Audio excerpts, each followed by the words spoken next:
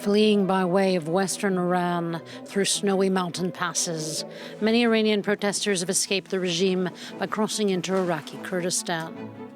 6 months after the death of Masha Amini, many say they risk torture and death if they return to Iran. At the height of the protest movement, Kayvan founded with fellow students a network to get medicine to wounded protesters. But the Revolutionary Guard soon tracked him down. I stayed in prison for 21 days, and they tortured me every day. They did this with a whip. They wanted me to sign a confession, but had I done that, they would have hung me. After 3 weeks in jail, Kayvan was let go and eventually fled the country. Like him, Kamyar is now in hiding in Iraqi Kurdistan. He was protesting when the regime's guards began shooting. Before my eyes, they killed my brother-in-law with an assault rifle. Then they killed my cousin right next to me. My daughter is just 3 years old. She needs me.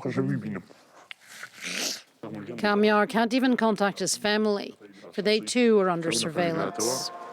Mujgan Kashavaz has been an outspoken activist for women's rights in Iran for years.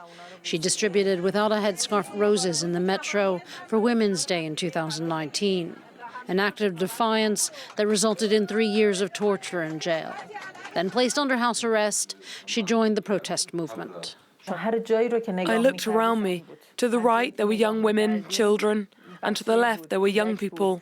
Some were wounded, having even lost an eye. But they weren't resigned. They kept moving forward. Her joy over the growing movement was squashed by the violent crackdowns.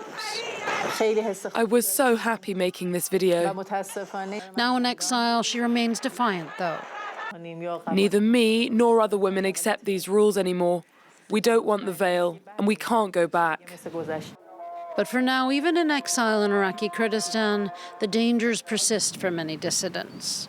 Last November, this headquarters of an opposition party was bombed by the regime, killing 16.